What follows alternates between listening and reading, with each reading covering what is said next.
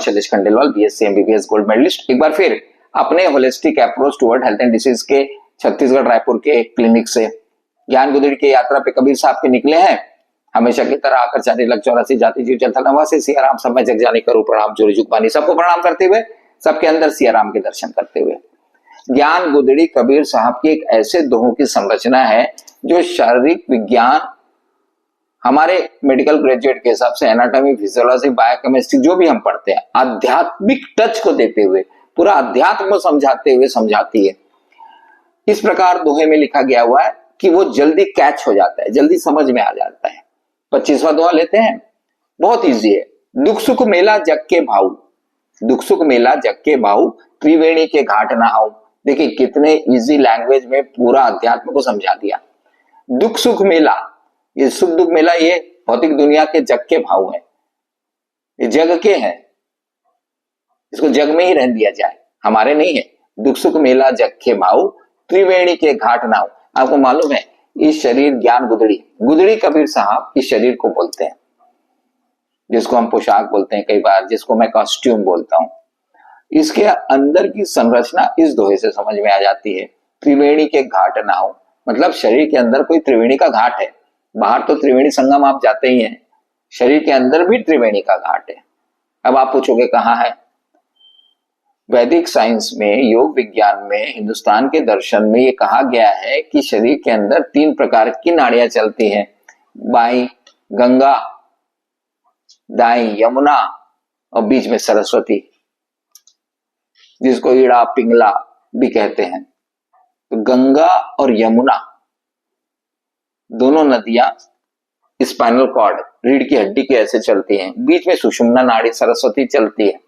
वो जहां मिलती है ऊपर, यदि अपनी ऊर्जा वहां चले जाए, कुंभक से, योग से, योग सीखना चाहिए, तो हम त्रिवेणी के घाट पे नहा लेते हैं। वहां नहाने की जरूरत नहीं है, त्रिवेणी के घाट पे नहा लेने से हमको ब्रह्म के दर्शन हो जाते हैं, हमको समझ में आ जाता है कि आगे क्या करना है, दुनिया समझ में आती है, शरीर के अंदर ईश्वर के दर्शन हो जाते हैं।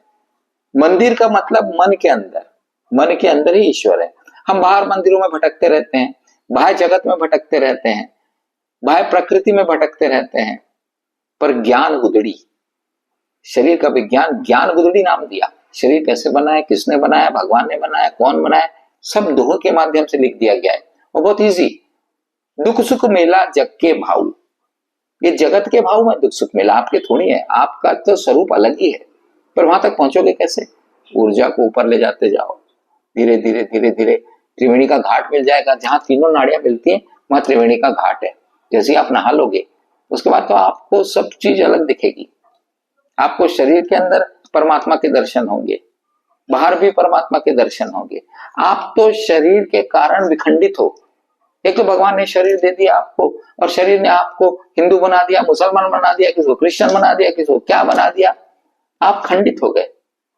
अखंड मन ही चित्त है, जागा हुआ मन ही चित्त है, सोया हुआ जीव ही चित्त है।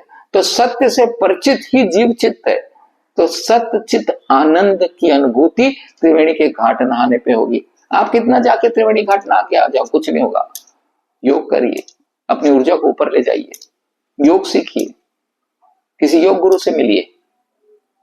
संत कबीर साहब ने सीधा सीधा समझा दिया, सुख दुख मेला जग के भाव, त्रिवेणी के घाट नाव। अपने शरीर के अंदर त्रिवेणी के घाट पे नहाइए और सत्य चित आनंद परमानंद को महसूस करिए।